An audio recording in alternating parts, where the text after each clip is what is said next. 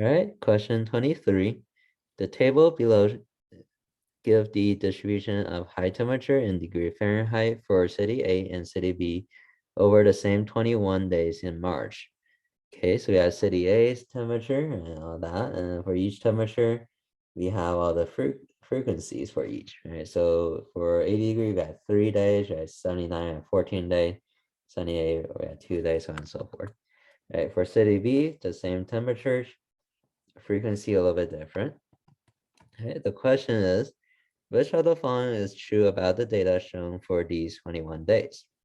Okay, and A says the standard deviation of temperature in city A is larger. B, the standard deviation of temperature in city B is larger. C, the standard deviation are the same. D, the standard deviation cannot be calculated. Okay, so first of all, is not D, because standard deviation is possible to calculate because we know all the data, right? Okay, so if you wanted to calculate, we could. Okay, so it's not impossible, right? So for the most part, right, for the SAT, you don't necessarily have to know how to calculate exactly the exact value of standard deviation.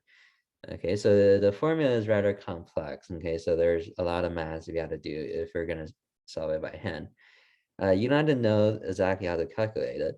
All we have to know is what is the standard deviation. Okay, you have to have a general idea of what it is. And also, if we have a question like this, we should be able to compare and tell which one has a bigger or smaller standard deviation. Okay, so what happens if these data, you see the frequencies here, they're pretty different, right? So it's not exactly the same frequency. So chances are is they're not going to have the same standard deviation. Okay.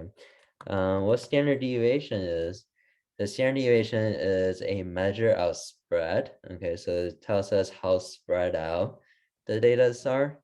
Okay, and it also tells us how much on average does the data point varies from the mean. Okay, is how the numbers, how much the number varies from the mean. So the mean is the average, right? So pretty much we're looking at in general, right, how far the numbers are away from the average of all the data points. Okay, so pretty much if the numbers are further away from the average, then we'll have a bigger standard deviation. Okay, so the word deviate means different, right? So how much is different? So the bigger the difference, the bigger standard deviation. The smaller the difference, the smaller the standard deviation.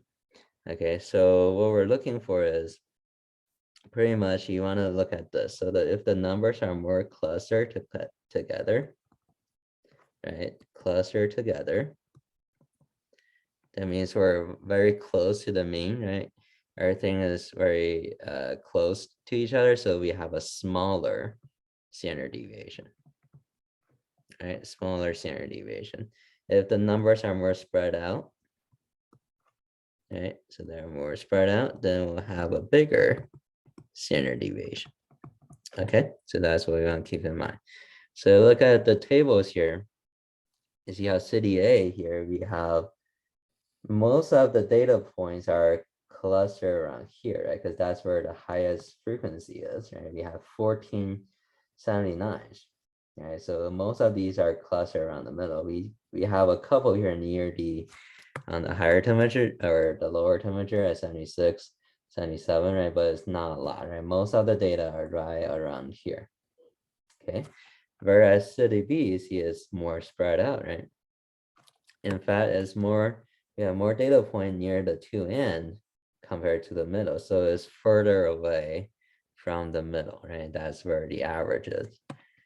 Okay, so which one has a bigger standard deviation? Well, the one that's more spread out should be city B.